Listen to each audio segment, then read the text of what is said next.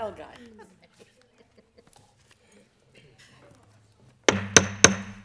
Good evening. I'd like to call this Tuesday, May 1st, 2018 meeting of Milltown City Council to order. Please stand and join me in a moment of meditation and the pledge of allegiance to the flag.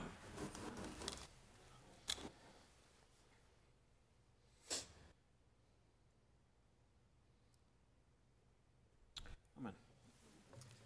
I pledge allegiance to the flag of the United States of America and to the republic for which it stands, one nation, under God, indivisible, with liberty and justice for all. Ms. Gank, would you call the roll, please? Ms. Vittori. Yes, here. Mr. Bohannon. Here. Mr. Moon. Here. Mr. Mulligan. Here. Mayor Mulligan. Here.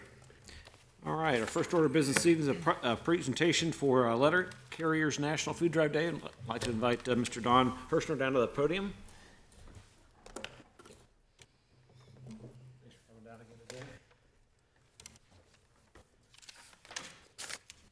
It's certainly great to be able to recognize the work of the letter carriers again here in Middletown and really throughout the country as they work to combat food and National Letter Carrier Day in terms of stamping out hunger. So we have this proclamation to present on behalf of City Council.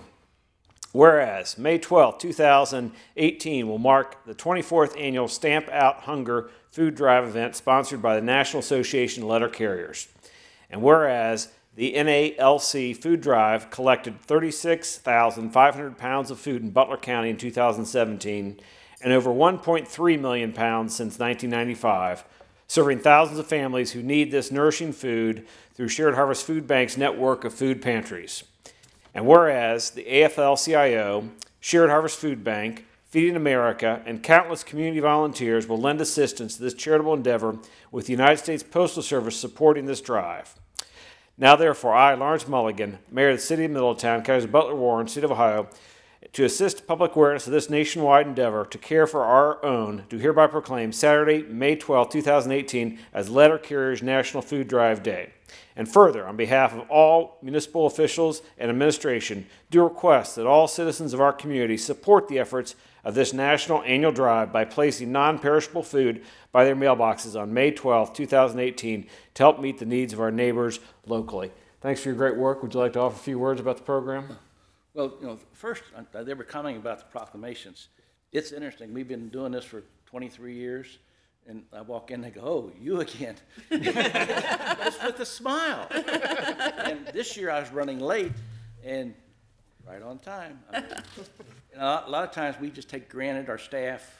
It's just a thing of life, and you guys got that lady's got a really good staff here. Oh, thank you. Thank you. Every once in a while you got to say, thank you for the ones who are doing all the work. And this is an easy thing to do. Just leave your non-perishable items by the mailbox. And if you think about it, 36,000 pounds last year, together with Tina Oso's guidance from the Shared Harvest Food Bank, a million and some pounds of food. That's a lot of food, feeding a lot of families. I'm from middle class America. I didn't have to worry about food every day. It was there 3 times a day. I ate. I didn't think anything about it. There's a lot in this country that worry about their kids, the elderly eating. This helps that. The reason it works is because of the generosity of the citizens of Middletown putting that canned good out on that Saturday. And the letter carriers, actually, the joke is they bring more weight back in. Than in fact, one of them, they have a weight limit, like a lot of workers. Mm-hmm. And one of the supervisors says, you're carrying over the weight limit. He says, but it's with pride I do it. So I'd like to say, from the thousands that you're going to feed, thank you. Thank you. Appreciate your work. Well done. All right, I've received a couple comment cards this evening. I'd like to invite Miss Alicia Neil down to the podium.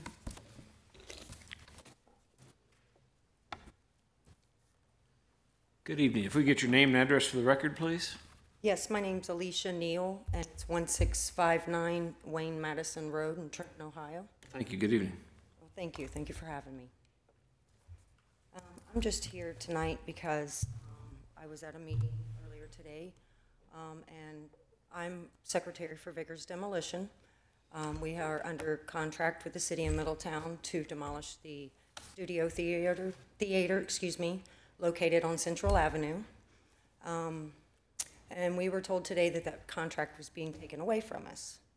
And I am just here to plead my case. I feel that was unfair.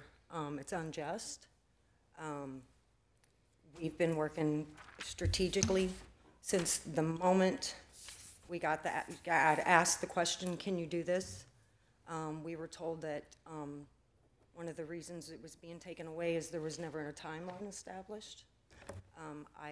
With all due respect, there was. It was, can you do it right now?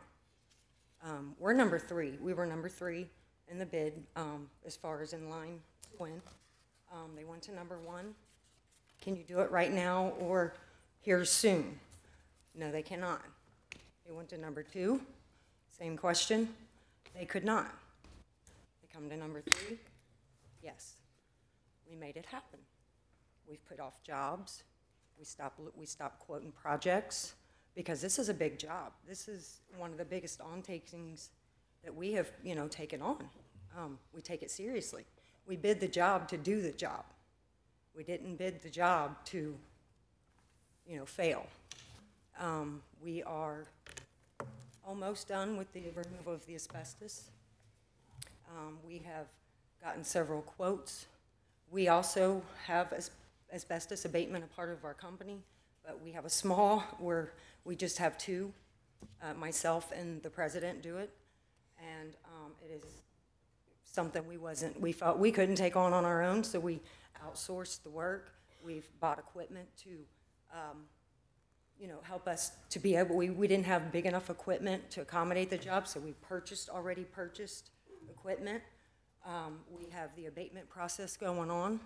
We've secured the building. We contacted the neighbors. We've had the lines covered. We've had the poles removed. We are 2 weeks away from demolition. And to my understanding, the life cycle of a project has 4 stages. Initiating the project, planning the project, performing the project, and the closing. We are 2 weeks away from performing. We're halfway through the life cycle. And I still do not feel like I was given a proper reason as to why. And I would like that today. Okay. All right. Well, we're really not set up for a question and answer format, but I know we do have that on the agenda tonight, and we'll get a staff report from City Manager Atkins, and I'm sure there'll be some questions at that time. Okay. So Thank you. thanks for coming down this evening. Taking your time to listen to me tonight. All right. Thank you. Next, I have a card from Mr. Robert Ryder.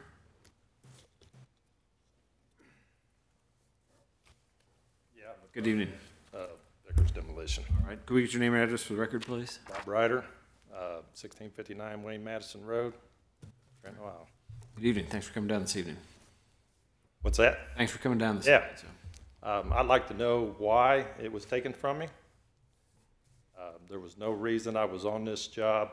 Been on it for 3 weeks. Like she said, we're halfway through the abatement.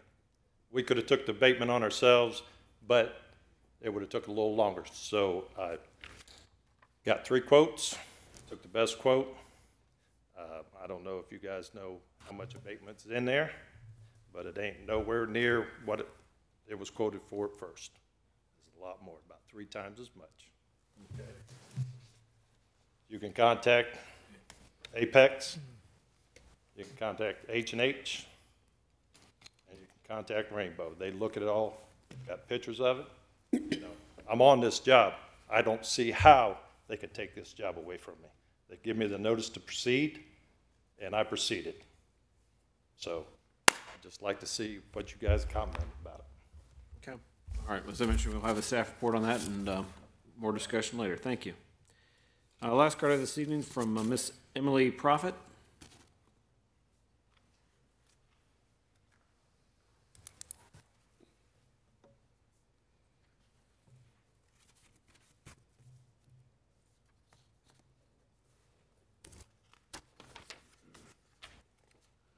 Good evening. If we get your name and address for the record, please.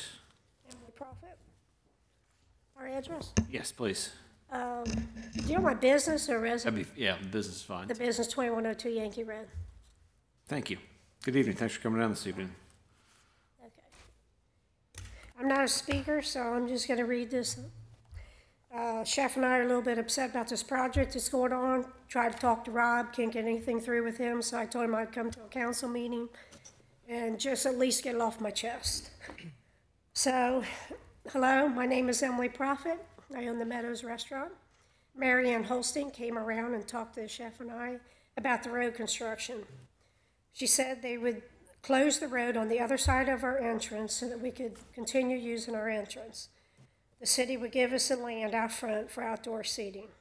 I'm not concerned about the outdoor seating. I've always been concerned about the turn lane in front of the restaurant and the safety of my customers.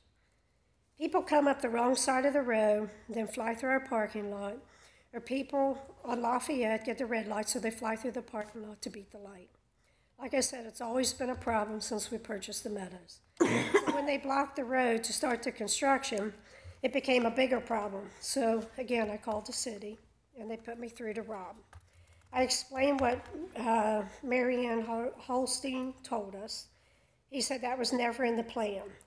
So I was misled. If I would have known this, that I was misled, I would have done something before now. So see, I just found out. So I've talked to Rob several times, and he said construction is going as planned. So nobody took the Meadows into concern when they decided to change the road. The Meadows used the entrance since 1934. No, we have been open for almost 4 years, no wrecks in front of the place. Rob says they're closing our entrance because it's a road hazard, because of backed up traffic into the intersection. The 4 years we have been open, we never hit traffic backed up into the intersection. You can almost always get through. But we do have cars coming up the wrong way in a one-way road, cutting through our parking lot. Or they're on Lafayette going through the parking lot to beat the red light. I know some of this nobody has any control over, but it seems to me, I'm here every day, it's more of a road hazard, people driving the wrong way on a one-way road than blocking an intersection. It's never been blocked. So, since the road has been closed last Monday, April 23rd, I bet at least 100 cars, trucks, vans, and so on go through our parking lot. Our parking lot was not designed to carry this kind of traffic. It was designed for customers to pull in slowly and park. I have seen cars spin out, do donuts in the parking lot, which is destroying our parking lot. There are places now where the blacktop is starting to crumble. And now we have another problem. Our parking lot is narrow and goes one way. Now we have traffic going two ways. It is a concern for our customers being run over, their cars hit. My car was hit last year. The whole front end taken off of it.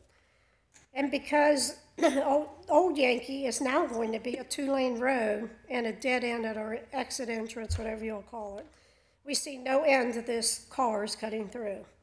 So the whole project, no one even considered a restaurant that has been there since 1934. I don't know if someone wants to shut us down or what, but I see one of two solutions. When this is all done, someone needs to repave and line our parking lot, since you're reversing it, and put a curb in.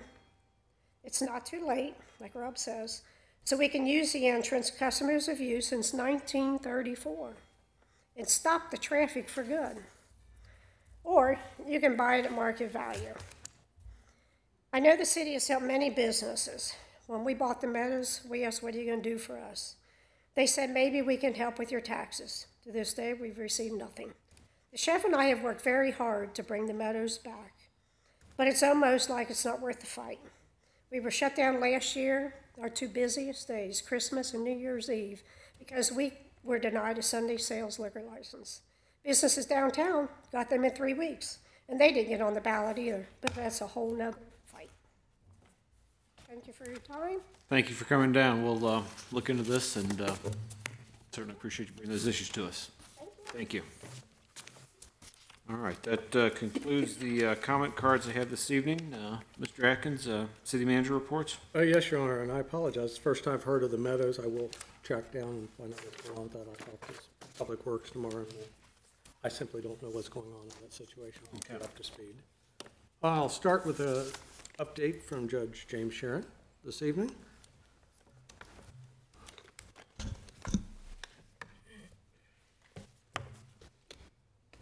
Judge? Evening, Your Honor. Probably won't take more than 30, 45 minutes. Certainly. First of all, I want to apologize to Nadine. I gave her a PowerPoint, an hour ago, maybe 2 hours ago, so I won't let it happen again, I promise. I want to give you a little bit of an update about Middletown Municipal Court, and then I want to talk about the events that you're getting, all receive the flyers for. You know, it's all about the opioid epidemic, only now it's not just opioid epidemic, it's just a drug epidemic. As you're aware of, and in the newspapers and in the last couple of weeks, we're making great headway. It's a collaborative effort of the whole community, including all of you sitting up here, and the court's doing its part. We're trying different things. We're innovating. One of the things that we're doing is I have counseling agencies embedded into every docket. So anytime you go into court and there's a court in session, you'll see somebody from a counseling agency there. Yesterday, I had 3 counseling agencies represented there. And if there's somebody with a substance abuse issue, they are in all likelihood speaking to a therapist or at least a counseling representative before they leave the courtroom, or certainly before they leave the building. It's cutting down on jail time. It's starting to decrease recidivism, which is the ultimate goal. So it's a wonderful thing, and it's just one little piece to the puzzle. It's, you know, we got the HRT, we got the canines, we got the hospitals, we got the first responders, and everybody's doing their part. So it's we're making progress. Of course, now it's methamphetamines that we're fighting. So you put one finger in the dike, and then another hole pops out. But one of the things I want to talk to you about tonight is the brochure that you just received, Hope Over Heroin. As I just kind of alluded to, it's sort of a misnomer now. It's a whole drug problem, a whole plethora of drugs. Hope Over Heroin was founded in 2014 by 3 Cincinnati area pastors who were called to do something after 14 heroin deaths occurred in their hometown in one weekend. They took the church to the streets, and videos of the weekend went viral, and they got requests from all over the country to come to their communities. Hope Over Heroin holds weekend rallies uniting community resources leading up several months before the rally. The coalitions are formed. They last long after the rally's over. And in fact, the rallies are just the first step for someone who chooses to change their life and go into recovery. They'll arrive in Middletown on Thursday evening, June 7th, to set up equipment for the Friday and Saturday evening outreach. That's going to be at Baraka Church. They have a crazy amount of acres there that I never was aware of, and I think it's like, I don't know, I'll misstate it, but it's a lot more than I would have ever expected amount of land to be there. And when we had the lights out last year, I'm sure a lot of you were in attendance for that, and you could just see how big that was. The final setup is impressive and rivals any outdoor concert that would cost the city anywhere from $30,000 to $50,000 to rent the equipment on their own. Tending is set up for what we call a city of resources, where dozens of faith and non-faith-based addiction service providers, county agencies, grief support providers all set up. This is the part I'm most excited about. You know, everybody knows a family that has a family member that's suffering from drug addiction, and you know, people don't know how to respond to it. One great way to respond to it is to come to this event, either to try and bring that person with you. You know, the one thing, a common string that I see, particularly with opioid addicts in court, they don't want to be addicted to drugs. They're miserable people. They want to overcome their addiction, and they just can't.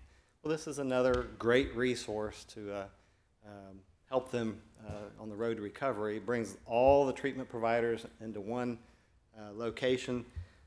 It's even possible that somebody, a person that's suffering from drug addiction, they can go straight from this event to a bed. It can be that fast. There might be some other issues involved, detoxification, things like that. But my point is that this is a one-stop shop that people can that want to get help for somebody else. They got service providers available to them. They'll get information, knowledge, or actual treatment beginning that weekend. So, as you can tell, I'm reading this. I apologize for that. That last part, I didn't read that. People gather at the rally and begin a 30 to 45-minute prayer march around the city, usually escorted by city officials. Hint, hint. Churches and communities coming together to eliminate drugs says it well. There's an atmosphere of hope created by the community uniting for one cause with no attention paid to differences. We're already reaching out to all the local churches for their involvement. What I find with a lot of churches, they want to help, but they don't know how. This is a great resource for them as well. There's a memorial balloon release held. The somber setting soon turns into a bold message of hope. It's all founded by a recovered addict who also provides his testimony, and apparently with a motorcycle.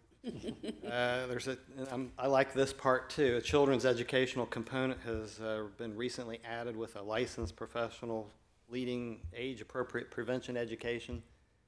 You know, that's one of the other things that we're getting into in court. One of the things I noticed when I took the bench 4 months ago, there's no kids in court, observing court. I think that's a missed opportunity, and I've been reaching out to all of the local school districts to try and get not just kids observing the courtroom, and that's started, but also taking the court to schools. So I'm excited about seeing that happen next year. It'll be interesting.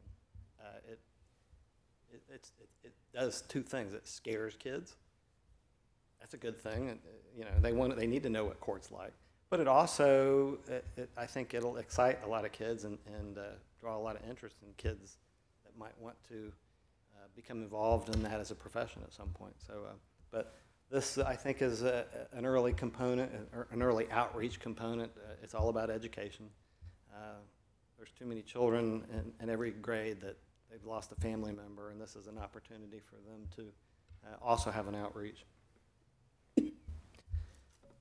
It also provides free backpacks with supplies, educational materials, and snacks for the first 100 children in attendance. One other thing that I've learned about this event, they'll be providing food to however many participants, however many people come. It's all free. You don't pay anything when you come to this event. They provide free food, which usually includes hot dogs, hamburgers, chips, and bottles of water. Around 7 p.m., they begin a mixture of live music, live and taped testimonials from recovered addicts, all culminating with a call for those who want to change their lives to step forward or identify themselves, where there'll be trained counselors available to minister to them. One other point, last year there were around 8 or 9 rallies in the state, with the biggest rally bringing in about 10,000 residents, participants. And I'd like to point out that was held in Hamilton, so we have to have one bigger than that, because, you know, we just gotta. I'm excited about this event. I think it's another great opportunity. One thing that I'm impressed about Middletown is, and I've said this before, when I go to seminars or judicial conferences, other cities are seeing what we saw 2 years ago. Other cities haven't even identified problems that we've been fighting successfully for 2 years. So I think Middletown should be proud of itself, and I think this is just another huge, but just another piece in the puzzle of combating the drug abuse that we've been fighting for all these years. And you know, anything the city can do to lend its voice, lend its support, would be much appreciated. And I thank you all. Yeah, thanks for coming down, Judge. Thanks, Judge. Appreciate the update. I'll move on to Captain Von Bargen. We were just talking about our response. We just had our, I believe, 13th Heroin Summit at Atrium Medical Center a week or so ago. And from the beginning, probably the hardest task of dealing with the heroin epidemic has been the incredible push it has put on our EMS services. The police are out trying to help addicts and also trying to bust the traffickers and everything else, but EMS has just been buried responding to heroin overdoses over the last several years. And Captain Von Bargen stepped up and took over a Coleraine model, the Heroin Response team, and made it his personal mission to go out and try to work on both reducing our EMS runs, but also to help those addicts get into treatment and do the right thing and help improve their lives. Not only, as Judge Sharon said, you know, we're often now held up as being out on the forefront in the state of Ohio on dealing with this issue. And through April, I think it was 21st, if I remember right, our overdoses are down over 80% from last year. So we're doing something right. I think a decent portion of that comes to Captain Von Bargen and the Heroin Response team. And he's been named the first responder of the year in Butler County. And I'd like to invite him down for a proclamation.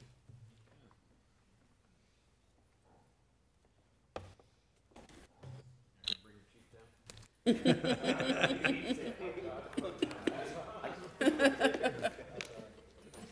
you. It is certainly great to be able to recognize our first responders. Chief, you can come on down here. You're allowed to be down here. I mean, no, that's all right. No, that's all right. No, well, there's plenty of limelight to go around. But no, as Doug said, you know, our EMS teams have really stepped up to deliver great care to folks in need at critical times, and we're making great progress. And I think the testament of being down 80% is a big factor. The work with the Heroin Response team, the HRT, is another key factor. That's a successful model. It's been working other places, and we've really taken it, I think, beyond. So it's my pleasure to present you this proclamation to recognize your great work. Whereas Fire Captain David Von Bargen has been instrumental in leading Middletown's response to the opioid crisis through his coordination of the Heroin Response team, consisting of a paramedic, police officer, and a drug addiction counselor. And whereas Captain Von Bargen serves on various boards addressing the opioid crisis throughout Butler County, the state of Ohio, and the United States. And whereas, as a result of Captain Von Bargen's leadership over the past 2 years, more than 300 individuals have made their way to treatment centers from referrals of EMS responders, requests for help, and public safety personnel.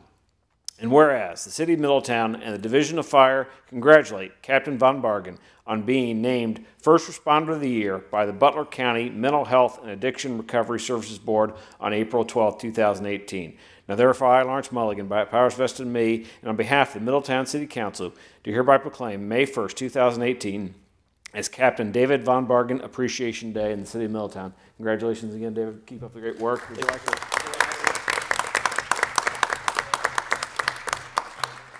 Mayor, thank you. City Council, City Manager. While my name's on this being recognized, it's really a recognition of the entire team around me.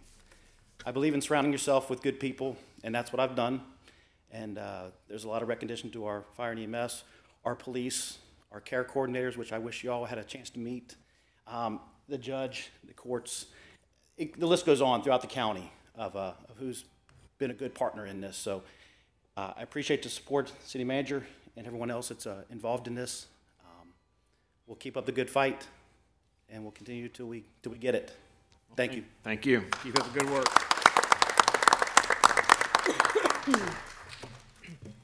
Third, Your Honor, we've been talking about the Milltown Visitors Bureau for a while, getting updates from them on their minutes, and Mary wanted to come by and give you a update and a budget preview of what's coming up with the Milltown Visitors Bureau.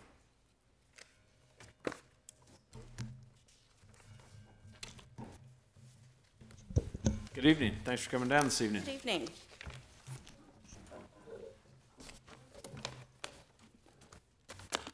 Mayor Mulligan, members of City Council, thank you for the opportunity to present to you an update on the Middletown Visitors Bureau. We appreciate your support and partnership and would be remiss if we failed to recognize the assistance and guidance from City Manager Doug Atkins and his team. Middletown, as you know, is in the middle of a major revitalization, and the time seriously is ripe for capitalizing on telling our great city story to appeal to guests and visitors. It is our goal as the Visitors Bureau to share with new visitors and potential guests some of Middletown magic. So let's get started. So as you know, in 2017, a new Middletown Visitors Bureau board was appointed and tasked with rethinking the Visitors Bureau and how it works. After a slight hiatus, we are back in action and poised to be the driver of visitor engagement for the city. Our goal is to contribute to a vibrant Middletown and attract positive interest in our city from around the country and from around the world. Success to us means full hotels, a vibrant Main Street, prospering businesses, and visitors from all over the country, and maybe even the world. And let's be honest, we've already succeeded in that, because this Friday we'll have guests from Canada, Australia, China, and the UK visiting us here in Middletown. Part of our recent restructuring included an update to our mission, vision, and values, and in a couple of months you'll see the rollout of a new Middletown Visitors Bureau brand, new publications of shiny, glossy visitors guides, and an informative, engaging website. And this is just the beginning. So what do we do? Well, if we're honest with ourselves, our main goal really is to put heads in beds.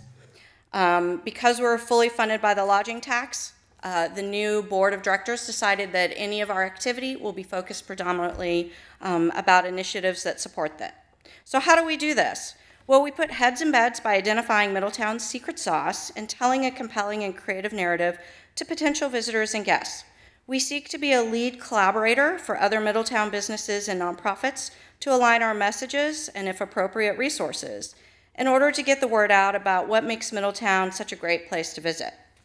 By the end of June, the Visitors Bureau will host a quarterly stakeholders meeting, creating space for people to come together to promote events and attractions together.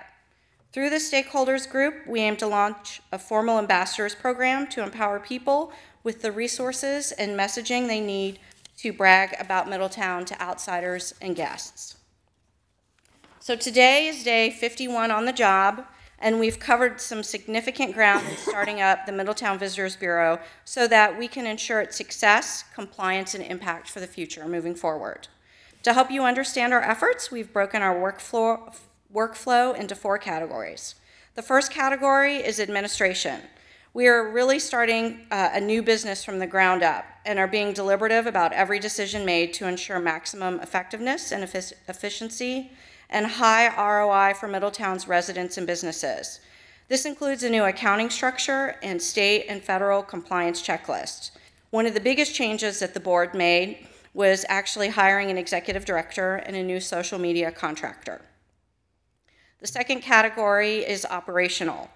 The board is looking very closely at Middletown Visitors Bureau business operations so that we capitalize on actions that create the most impact and aren't duplicative of other organizations' efforts to promote Middletown. So this means including benchmarking investments, revamping organizational policies, and streamlining project management. In essence, or more in detail, this means mapping out unique communications and outreach strategies for each of the large events in Middletown that appeal to out-of-town visitors. So for Women, Wine, and Chocolate and Hocus Pocus, we'll map out social media strategy and communication strategies specifically for each of those events. The third category is strategy. And we are mapping out the scope of work so that the efforts are focused, measurable, and innovative. This includes an annual budget, which we'll review in a couple of minutes, and a strategic plan. Going forward, the Visitors Bureau will file an annual report, not only with City Council, but will be made publicly. A key part of the strategy the board determined is everything Middletown Visitors Bureau does is driven by what brings visitors to town and hopefully stay overnight. The fourth and final category is outreach. The Middletown Visitors Bureau team is being very intentional to include as many stakeholders as are interested in telling Middletown's story. We are reaching out to the usual suspects and the non-traditional stakeholders and listening to everyone's ideas. This includes participants from a variety of industries, demographics, and neighborhoods. To date, we've had just over 50 outreach meetings and even more scheduled. So now we're moving on to the budget recap. So in addition to an update on some of our activities, we're here to ask Council's approval of the proposed budget for the rest of 2018. And I will take a moment to review with you the current outlays and strategy behind each of these expenses. So the 2018 budget consists of really 2 pots of money. The first pot is the annual 2018 city budgeted appropriation of $120,000. The second pot is the residual unused funds from 2016 and 2017, which is roughly $167,098. Both of these amounts combined total the amount available for Visitors Bureau outlay of $289,098. So starting with the 2018 budgeted funds, we included expenses that were reoccurring expenses and commitments that were made by the board in 2017 for the operating year of 2018. First, you'll see a line item for the administrative expenses, which include the executive director's salary, state and federal payroll taxes, and fees related to the independent contractor that covers us social media services. The next line item is finance and accounting, which includes the annual audit, filing of state and federal reporting, a completion of Tax Form 990, which is required by all nonprofits, and the annual report. And as a side note, I just want to mention that all convention and visitors bureaus, because it is taxpayer funded, is required to go through a biannual audit by the state. The next line item for 2018 budgeted funds is operations expenses, which include telephone, rent, utilities, liability insurance, stock photography, web hosting, and membership to the Ohio Association for Convention and Visitors Bureaus, as well as the Ohio Travel Association. Membership, which is key for us to participate in regional trade shows. The fourth line item is for advertising and marketing expenses and includes the expense of print ad buys in both the Warren County and Butler County Convention and Visitors Bureau's visitors guides. These are commitments that were made in 2017 for 2018. So the proposed expenses for the 2018 city budgeted appropriation is $119,985. So now we shift our focus to the residual funds pot of money that was left over from 2016 and 2017. And most of these expenses include tying up financial commitments and supplementing the advertising and marketing line item with an aggressive communication outreach strategy. For administrative expenses under the residual funds, this line item includes payments for 3 contracts signed in 2017 for social media services, the creation of marketing collateral, and the development of stock photography. Continuing on with the finance and accounting line item, we've included a $20,000 emergency reserve fund and fees associated with accounting to bring the Visitors Bureau into full compliance with federal and state law. And so this includes a lot of back reporting and just tying up loose ends. The third line item under residual funds expenses is operations. And we added this in because once we print visitors guides, it's been made very clear to me that people all over the country email and want copies mailed to them. I was hoping to be able to do this predominantly electronically, but again, there are still a lot of people who like to have the physical copy. So I beefed that up a little. The fourth line item continues with expenses in advertising and marketing, which include the annual commitment to the Riverways Coalition project of $12,000, print buys in regional publications to promote the area, boosting social media strategies, the printing of visitors guide, and event sponsorships. This bucket also includes funds for the Visitors Bureau to invest in large capital community improvements and projects. I'd like to note also that this bucket really is the bread and butter of the Visitors Bureau ability to successfully communicate our story and appeal to guests externally. And the final category includes startup costs affiliated with starting up a new business. This includes organizational branding, website design and development, office and welcome room furniture, event supplies, and computer software. So the proposed expenses for the residual funds from 2016-2017 for the calendar year is $169,072. So for a combined budget that we're proposing for the Visitors Bureau for the remainder of 2018 is $289,057. So as you can see from this outline, we have closely categorized expenses in a way that allows us to see the potential reach and impact of available funds. Our overall focus has been to divert as much of the budget to advertising and marketing as possible so that we can jumpstart Middletown's exposure and awareness to potential visitors and guests. So quickly, a recap on some of the specific successes to date. As you can see here on the slide, we've been busy laying the foundation for a solid, effective Visitors Bureau that will be positioned to promote Middletown to visitors as a preferred destination getaway. We are excited about the many possibilities and the energy in Middletown. In fact, people are already starting to take notice. The press is covering not only the Donut Trail, but other assets like the Windermere, the Sorg Opera House, the Women's Wine and Chocolate Walk, the Great Miami Riverway Coalition's promotion, and the exciting upcoming Butler Philharmonic Orchestra concert, which is going to be celebrated in the New River Center in August, right next to the AK Pavilion and Bicentennial Commons on the banks of the Great Miami Riverway. Cincinnati and Dayton residents are already abuzz and are choosing to visit Middletown as a weekend getaway, and this is just the beginning for us. Before I take any questions, I'd also like to thank the Board of Directors for their commitment, their countless hours, over several hundred to my recent account, and for their hard work in bringing this organization to where we are today.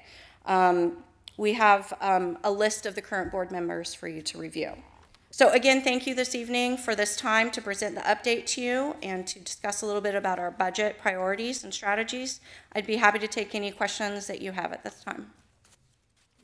Any questions? Yeah, I just had a few questions. Sure. Is the 289 is pretty much the balance of what was in the account, is that right? I was thinking it was about 300,000, what was left?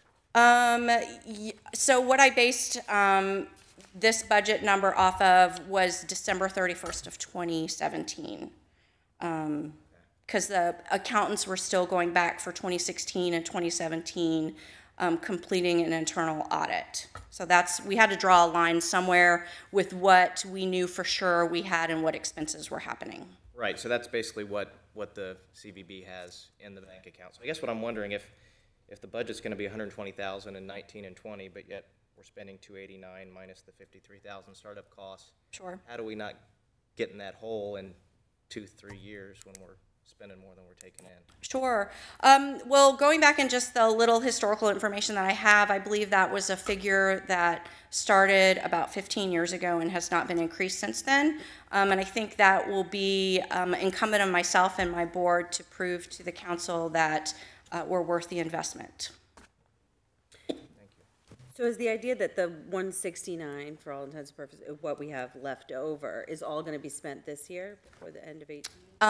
With the budget the way I mapped it out, yes. Okay, and that's mostly, not mostly, but there's a chunk of that that's the advertising marketing expense. And so that's obviously the website we've kind of half paid for, right? So the board made a decision to go in a different direction with the website. We didn't feel the board and myself had a discussion just benchmarking it initially off of what other visitors bureaus websites looked like. We felt like we needed to go in a direction that was more creative and more kind of cutting edge and that was more reflective of the personality of Middletown. So we just cut loose that content. Correct, okay. Correct. And just to recap, I think, just off the top of my head, there's about 53,000, which is startup costs.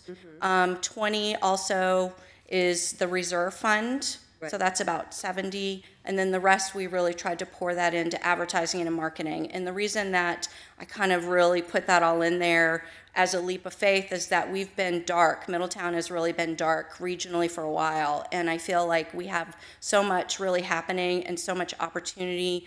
Once we get a website and a visitors bureau presence going, that we can really come out with a bang with some really nice print ad buys, as well as presence at some regional trade shows and really kind of get back on the map again.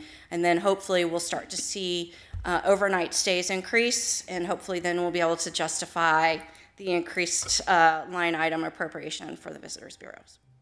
When do you get your next payment from the city? I forget. When does it? Do we remember what time based on what I can tell from, and excuse me if someone else, I think it happens once a year around October or November. Okay.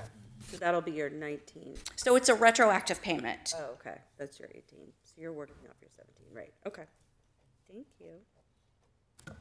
Any other questions? One question with the, you mentioned the print pieces. Do you know if we will have some, or the CVB will have something for Middletown hotels, you know, as far as a magazine or something? Yes. So part of the budget I've included is, and you sent me a copy of the Oxford, so thank you very much.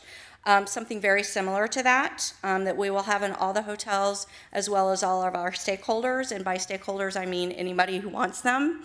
Also, there is something that Oxford is doing that I think is a very valuable print piece, are the tabletop. She prints out monthly tabletop.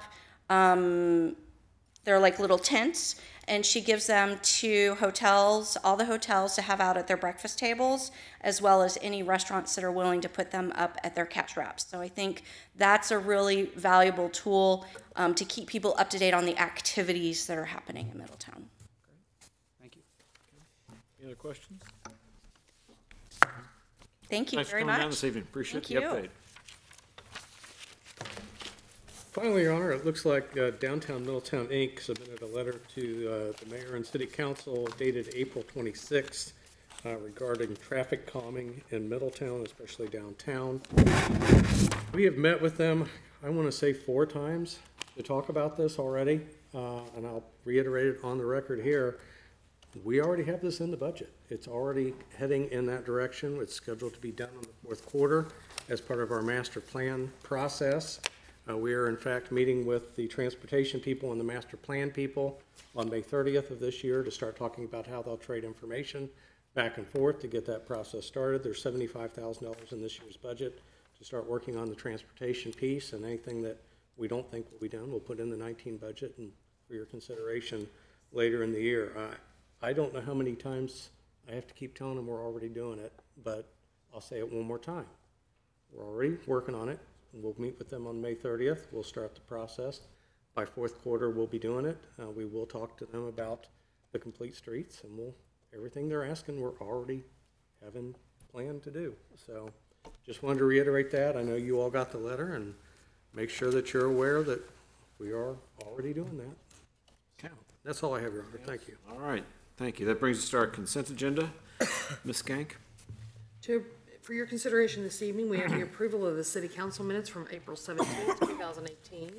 Receive and file board and commission minutes from Middletown Cemetery Board of January 17th, 2018, the Planning Commission of March 14th, 2018, and the Board of Health from April the 10th, 2018.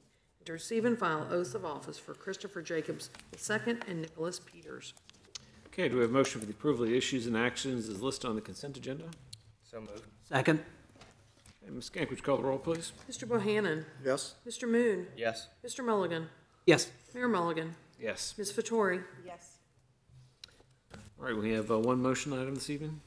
To authorize the city manager to enter into a contract with Brunk Excavating to demolish the property located at 1347 Central Avenue, also known as the former Studio Theater, for $327,900. Mr. Atkins, you want to step us through the staff report? And, Yes, Your Honor. As you're aware, even a couple weeks ago, we're talking about having Vickers do this project as the 3rd bidder. And as I got it together, as you're aware, you have to pass that contract because it's over $100,000 on the motion agenda. As I got that together and asked for the staff report, I had questions that I wasn't getting the answers that I had hoped for from my staff. So I continued to ask for questions, asked for documentation. Didn't get everything. I was told a lot of it was done by phone, a lot of it was done face-to-face, and got to a place where I could not verify that Brunk was improperly passed over as the lowest and best bidder. And as you can see, they're about $157,000 cheaper than Vickers was at the time. Logan Creek is still the same thing. We weren't able to verify anything with them as far as that they've ever done a demolition. The numbers were disconnected. People said they had never done business with them. It was a very odd situation with them. So after, this was exacerbated by Mr. Fuchs being on vacation for 2 weeks in Hawaii, scheduled a long time ago. It just happened to be at the same time.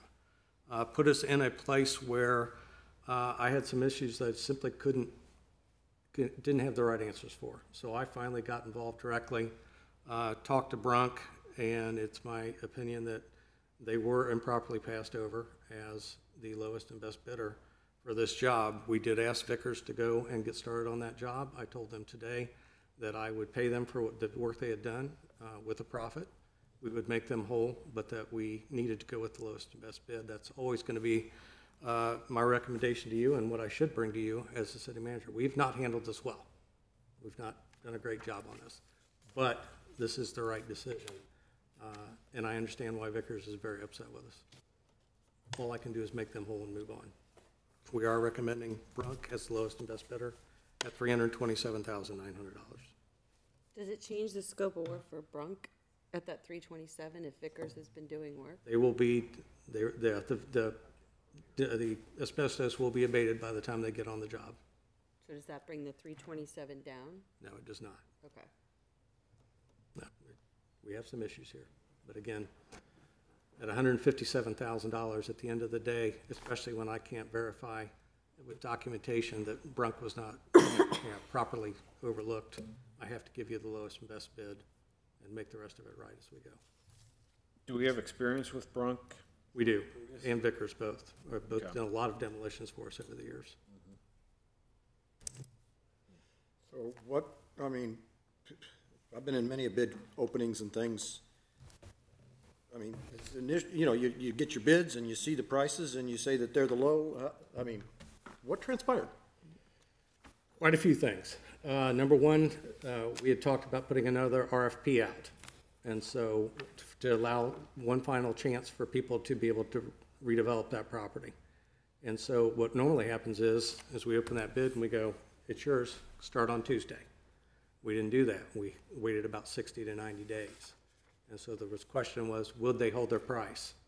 That was the first question. Can you get on the job on time? That was the second question. And the problem is I couldn't get the answers out of my staff that I wanted as far as who said what, did they document it? Did they say exactly in writing, yes, I can, no, I can't hold that price. Can I get on the job on time? Can I do this? And at the end of the day, I don't have the answers I need. And again, Brunk says they can be on the job before the end of the month.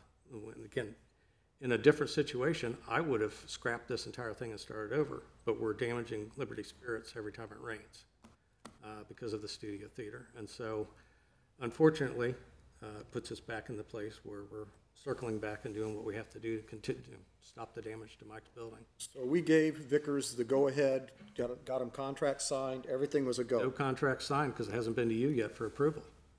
We gave them to go ahead and get started with the idea that we would bring that contract to you.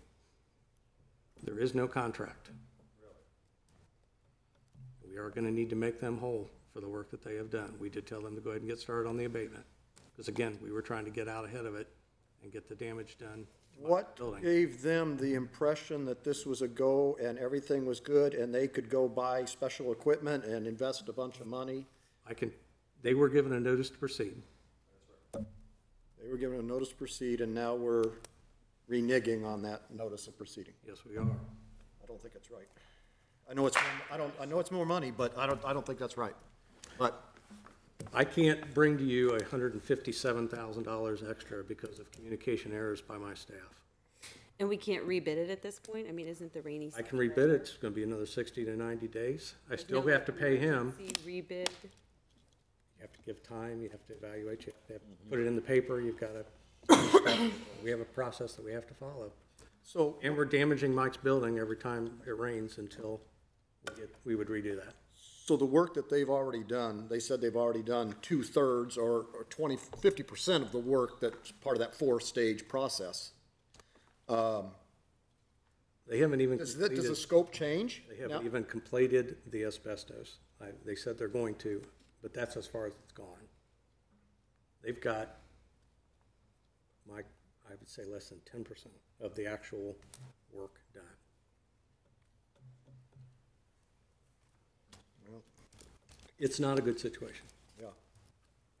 But again, I cannot bring you a $157,000 higher bid for a miscommunication. That's taxpayer dollars. Yeah. I mean, I can sympathize with you. Okay, I'm in the construction business as well. And if I find out that I'm given the go-ahead to start a project and then all of a sudden it's pulled out from underneath me, I'm going to be a little upset about that. Yep, I agree. Are we allowed to say anything else at this time? No, it's really not a public hearing, but we've got your comments from earlier, so we certainly appreciate that. So We wasn't set, you know, we found out. I have the emails sent from Kyle and all of them. Yeah, I'm sure you do, and I mean we appreciate that. So. Let me just ask one question. How do they know Brunk ain't gonna come back for an extra for this abatement? You know what I'm saying? When they surveyed it 2 years ago, it was probably 20,000, okay? Now it's laying all over the floor. It's almost $50,000 I gotta tear a hole in the side of this building to put a 60-foot hole in it to get a ductwork that's 45 foot high to assist Rainbow. Now, you tell me what's justified about this. I have the right to proceed. I got 3 individual bids. I've ordered the light post out the front. I've ordered all the utilities off of this thing. I've contacted AT&T. I've secured this building. I put a door on this building.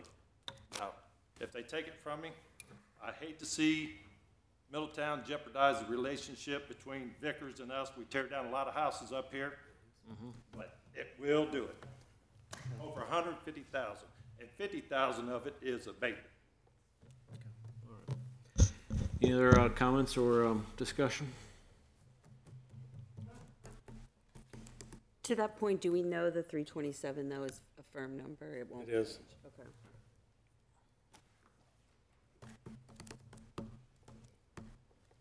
Or potentially over on the asbestos portion of this then, right? Correct. So the 157 potentially is lower It is lower. in terms of the total savings. Is it well worth jeopardizing the relationship between Vickers? Sure. Yeah, we understand your point. Thank you. Thank you.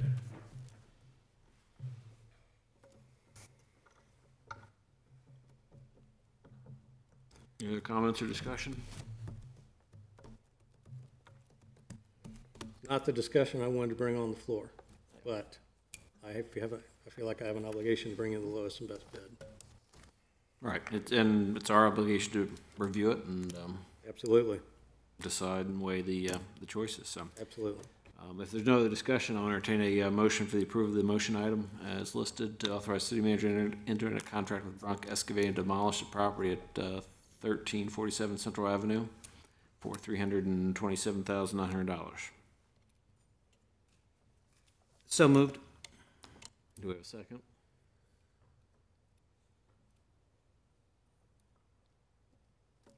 No second? Motion's gonna fail for lack of a second.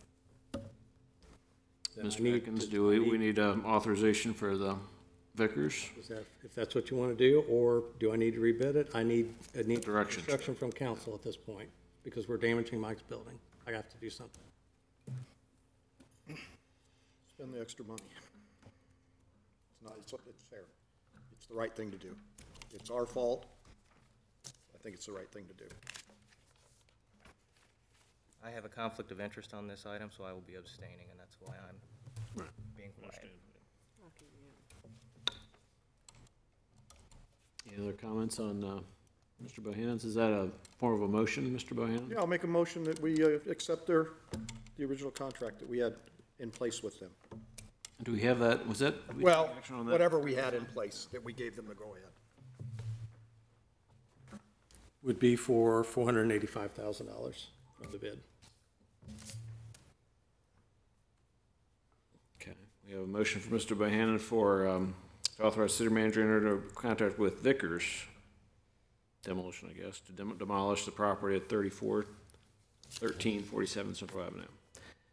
Do we have a second for that? I'll second. Okay, we have a motion, a second. Any other discussion or comments? And I'm sorry, the time for a rebid is another 60 days? To publish it, and yes. Yeah, I was looking at the date on this was back in December, when it was Correct. first bid, first let out. And these are just when the bids were received, so. I didn't hear you, I'm sorry. The bids were received, I guess, in December. Correct.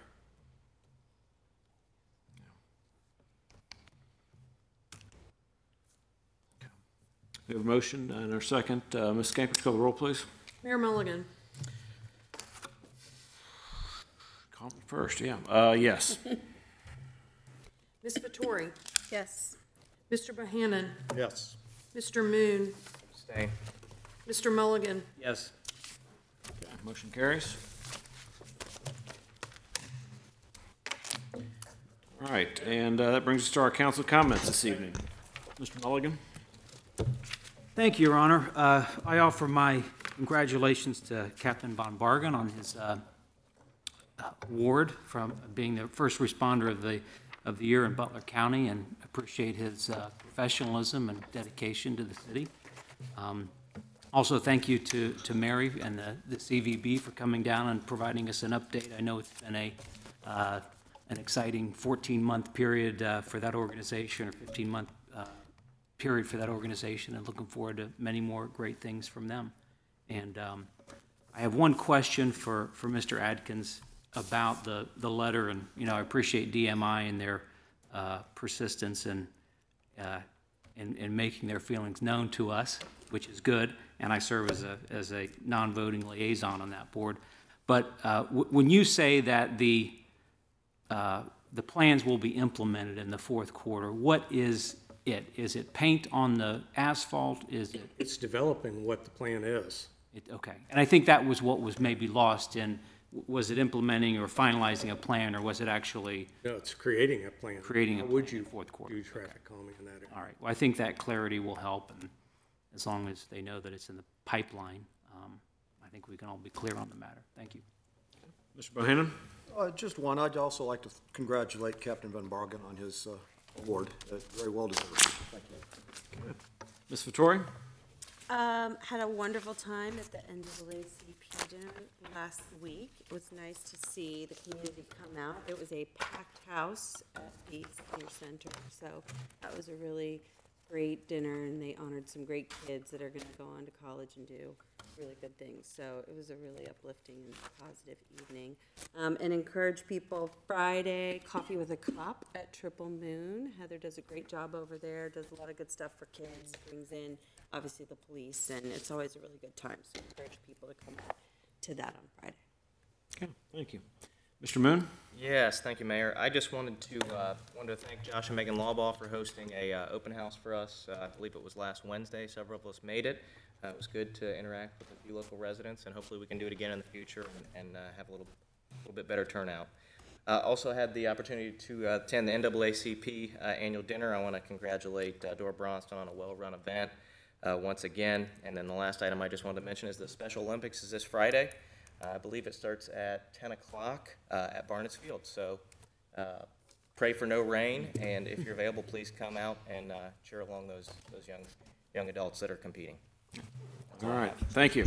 A lot of that's been covered that I had in my notes, but I wanted to express my appreciation to Keep Milltown Beautiful for a great Earth Day, great coordination with city staff. We did a tree planting here on the City Plaza, which was very nice and a good way to remember that. But I think we had over 500 volunteers out and about, a couple different days, some corporate teams from AK and others I think were involved. So it was great to see the cleanup and the pickup and the beautification efforts that were going on.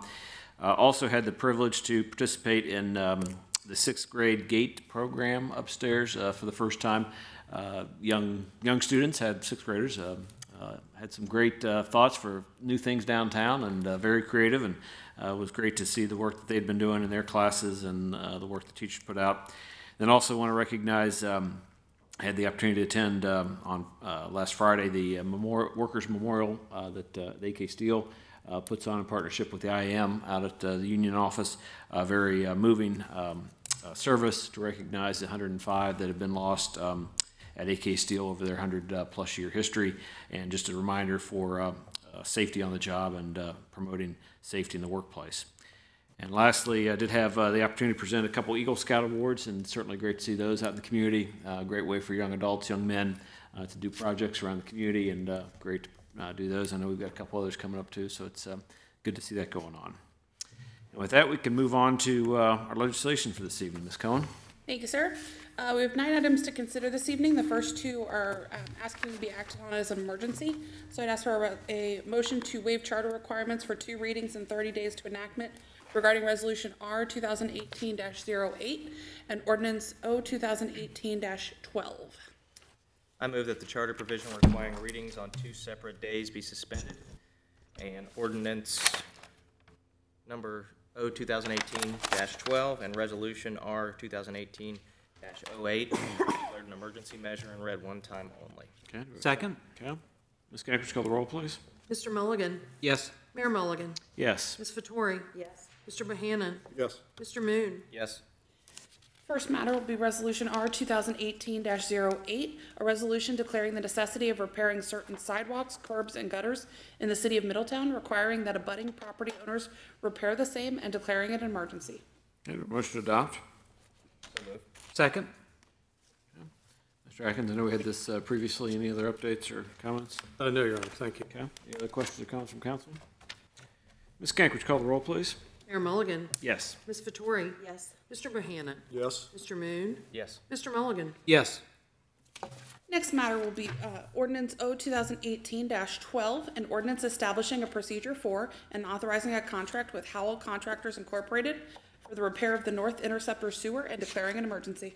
Okay, do we have a motion to adopt? So moved. Second? Okay. Motion second. Mr. Atkins, I know we covered this previously. Any other updates or No, thank you, Your Honor. any other questions or comments from council? Ms. Kank, would you call the roll, please? Ms. Vettori. Yes. Mr. Bohannon. Yes. Mr. Moon. Yes. Mr. Mulligan. Yes. Mayor Mulligan. Yes. Third matter will be Ordinance O 2018-13, an ordinance to levy special assessments for the repair of certain concrete sidewalks, curbs, and gutters and driveway aprons in the city of Middletown against the lots and lands benefited by said improvements. This is a second reading. Okay, do we have a motion to adopt? So moved. Second? All right, we've had a presentation on this previously. Any other questions or comments? Ms. Kank, would you call the roll, please? Mr. Bohannon. Yes. Mr. Moon. Yes. Mr. Mulligan. Yes. Mayor Mulligan. Yes. Ms. Vettori. Yes. Next matter is Ordinance O 2018-14, an ordinance to levy special assessments for the repair of sidewalks, curbs, and gutters in the city of Middletown during the year 2017 against the lots and lands benefited by said improvements. Okay, do we have a motion to adopt? So moved. Second? Any other questions or comments? Ms. Kank, would you call the roll, please? Mr. Moon. Yes. Mr. Mulligan. Yes. Mayor Mulligan. Yes. Mr. Bohannon. Yes. Ms. Vettori. Yes. Number 5 will be ordinance number O 2018-15, an ordinance changing the zoning classification for 17 parcels located in the area of South Verity Parkway and 2nd Avenue from UCC, the Urban Central Core District, to B3 General Business District. This is also a second reading. Okay, do we have a motion to adopt? So moved. Second? Okay, any other discussion or comments? We had some presentation on this previously. Okay, Ms. Kank, would you call the roll, please? Mr. Mulligan. Yes. Mayor Mulligan. Yes. Ms. Vettori. Yes. Mr. Bohannon. Yes. Mr. Moon. Abstain.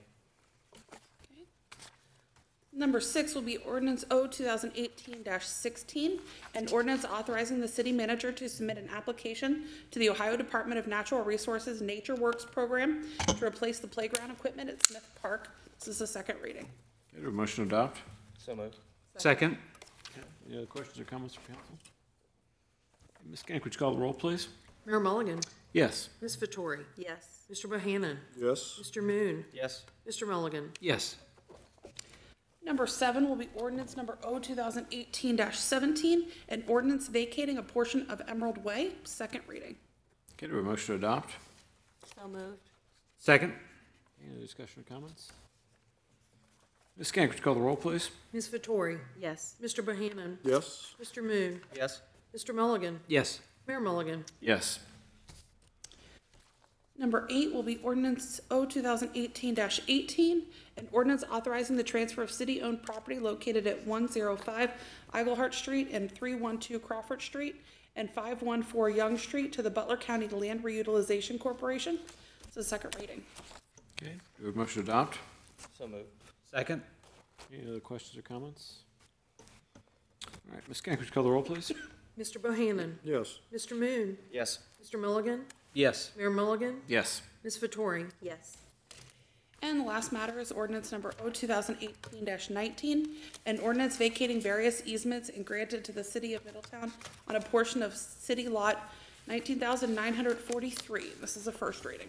Mr. Atkins? Yes, Your Honor, Pac Worldwide developed their site at 3131 Cincinnati Dayton Road back in 2008.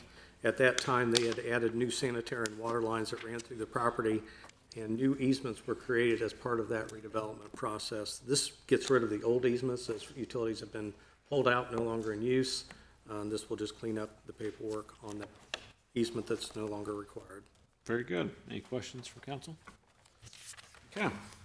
And our last item this evening is an executive session, so the motion of the authority of Ohio Revised Code 121.22 G2 to consider the purchase of property for public purposes or for the sale of property at competitive bidding if premature disclosure of information would give an unfair, competitive, or bargaining advantage. So moved. Second. Okay, Ms. Skank, would you call the roll, please? Mr. Moon? Yes. Mr. Mulligan? Yes. Mayor Mulligan? Yes. Mr. Hanna? Yes. Ms. Vettori? Yes. All right, following our executive session, we'll be in recess to our next meeting on May 15th in these chambers. Thank you all. Have a good evening. Thank you, Honor. You guys know.